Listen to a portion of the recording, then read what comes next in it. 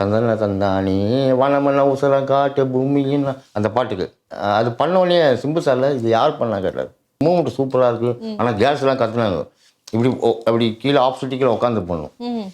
Simbu sir ரொம்ப like பண்ணி பண்ணார். அந்த படத்தில் கூட அந்த சாங்கில் வரும்.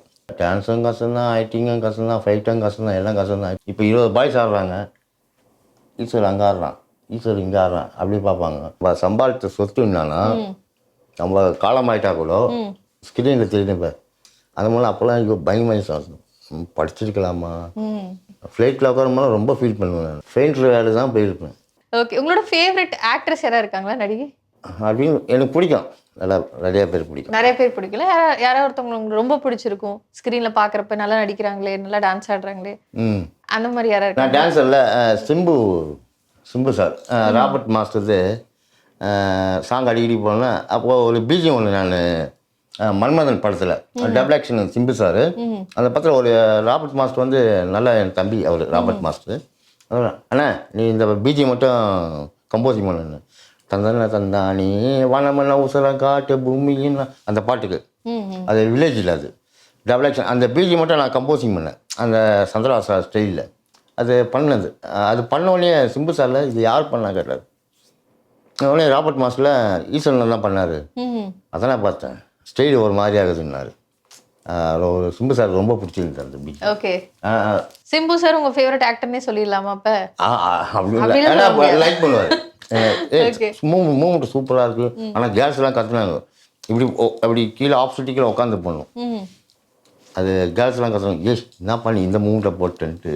ஆனால் ஓல்டு மூமெண்ட் அது இப்படி உட்காந்து ஆப்போசிட்டு கீழே இப்படி போட்டாங்கன்னு அந்த மாதிரி சிம்பு சார் ரொம்ப லைக் பண்ணி பண்ணார். அந்த படத்தில் கூட அந்த சாங்கில் வரும். இப்போ நீங்கள் சொன்னதுலேருந்து இன்னொரு கேள்வி கேட்குறேன். எந்த பாட்டில் வந்துட்டு இந்த ஆக்டர் இல்லை ஆக்ட்ரஸ் ரொம்ப நல்லா ஆடி இருப்பாங்க, சூப்பராக இருந்துச்சு, ஆஸ் அ டான்ஸர் எனக்கு ரொம்ப பிடிச்சிருந்ததுன்னா அது என்ன பாட்டாக இருக்கும்? நான் நிறைய சாங் லைக் பண்ணுவேங்க. நிறைய song Dhanush sir, Simbu sir, Sivakarthikeyan அவங்கெல்லாம் நிறைய இது நான் லைக் பண்ணியிருக்கேன். ஏதாவது ஒரு ஸ்பெசிஃபிக்காக பாட்டு இருக்கும்ல சார், டிவியில் வந்தாலே நான் இதை பார்த்துட்டு தான் நான் போட்டு தாக்கே அதெல்லாம் நல்லாயிருக்கும். அந்த சாங்கில் நான் குரூப்பாக ஆடியிருக்கேன். அது ராபர்ட் மாஸ்டர் பேக் டான்ஸரா நீங்க பின்னாடி ஆடி. ஓ ஓகே. ஸோ டான்ஸ் பத்தி பயங்கரமா இன்ட்ரெஸ்டிங்கா ஒரு ரொம்ப ரசனையோட நீங்க பேசுறீங்க சார். அப்போ நீங்க ஒரு டான்ஸராகவே இருந்திருக்கலாமோ? எதுக்கு நம்ம நடிக்க வந்து இப்போ நம்ம போய் சினிமா கம்பெனில வாய்ப்பை தேடி ஒரு ஒரு ஜேர்னியாவே போயிட்டு இருக்கு. நம்ம ஒரு வேலை டான்ஸராக இருந்தோம்னா பெரிய கோரியோகிராஃபராகவோ இருந்திருக்கலாமோ அப்படின்னு நீங்க நினைச்சிருக்கீங்களா?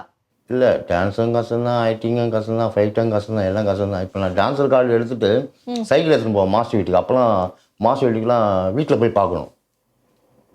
எப்படி வீட்டில் போய் பார்க்கணும். நிறைய மாஸ்டர் வீட்டுக்கெலாம் சைக்கிள் எடுத்துன்னு போனேன். இப்போ மொபைல் வந்ததுனால இப்போ சைக்கிள்லாம் இல்லை. இப்போது எல்லாம் ஃபோன்லேயே எல்லாம் ஃப்ளோரம் சொல்லிவிடுவாங்க இப்போது. அந்த மாதிரி இல்லை, கஷ்டம்தான், டான்ஸுன்றது கஷ்டம்தான். அது அந்த குக்கு போல் வந்து எனக்கு தேடி வந்தது. டான்ஸு பண்ணிகிட்டே இருந்தேன், அதுவும் கஷ்டம்தான். இப்போ 20 பாய்ஸ் ஆடுறாங்க, ஈஸ்வர் அங்கே ஆடுறான், ஈஸ்வர் இங்கே ஆடுறான் அப்படி பார்ப்பாங்க. இப்போ ஆக்டிங்கில் இறங்கிட்டுனா நல்லா ஒரு க்ளோஸ் வச்சா க்ளீனாக நம்ம தெரியும்ல. ஓகே, அது ஒரு பேர், அது ஒரு நம்மளுக்கு ஒரு ஆசை.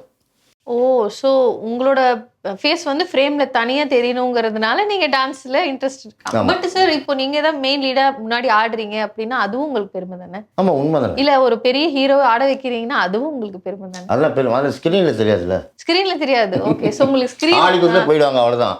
ஆடி கொடுத்து நம்ம போயிடுவோம், அவ்வளோதான். ஸ்க்ரீனில் தெரியாதுல்ல. அதுதான் இப்போ நம்ம சம்பாதித்த சொத்து என்னன்னா நம்ம காலமாயிட்டா கூட ஸ்க்ரீனில் தெரியுது. இப்போ எங்கள் அப்பா இருக்காருப்பா, எங்கள் தாத்தா இருக்காரா, எங்கள் தாத்தாடா அவரு. அதுதான் நம்ம தேடி வச்ச சொத்து. பணம் காசுலாம் செத்துட்டா வராது, அவ்வளோதான். இந்த பணம் மட்டும் தான் வரும், அதான் என் சொத்து. அவ்வளோ கூகுளில் உங்கள் பேர் போட்டால் வரணும். ஆமாம் ஆமாம் ஆமாம் ஆமாம். ஓகே, ஸோ உங்களுடைய சைல்ட்ஹுட் டேஸ் பற்றி பேசலாம் சார். நீங்கள் சின்ன வயசில் எங்கே இருந்தீங்க, எப்படி வளர்ந்தீங்க, உங்கள் ஃபேமிலியில் எத்தனை பேர், எப்படி இருந்துச்சு உங்களுடைய சைல்ட்ஹுட் லைஃப்? நான் பிறந்த வந்துலாம் ராயபுரம் வண்ணாரப்பேட்டை. எங்கள் பூர்வீகம் வந்து தேனி. ஓகே, பூர்வீகம் வந்து தேனி. நான் பிறந்து வந்ததெல்லாம் வண்ணாரப்பேட்டை ராயபுரம். எங்கள் வீட்டில் வந்து ஜென்ஸு லேடிஸு 10 பேர் மொத்தம். அப்பா வந்து காலமாயி 4 வருஷம் ஆச்சு. அப்படியே ஒரு லைஃப் அப்படியே போயிட்டுருக்குது. நீங்கள் ஸ்கூலுக்கு போயிருக்கிறீங்களா? நான் 4ஆம் கிளாஸு. 4ஆம் கிளாஸ் பாஸுங்களா சார்? என்னன்னு தெரியல, போய் பார்த்தா தான் தெரியும் சர்டிஃபிகேட்டு. Okay, okay.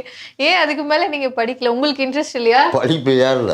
படிப்பு ஏறல. படிப்பு ஏறல. ம்ஹும். அவ்வளோதான். ஓகே. ஸோ 4வதுக்கு அப்புறம் என்ன பண்ணீங்க சார் நீங்க? அதுக்கப்புறம் காலேஜாக போனேன், அவ்வளோதான். காலேஜா பண்ணீங்களா? என் ஃப்ரெண்ட்ஸுங்களாம் கூப்பிட்டு போவாங்க. எதுக்கு? தேராய காலேஜ், பச்சைபாஸ் காலேஜ். ம். அப்போ நான் டான்ஸர்ல ஓகே.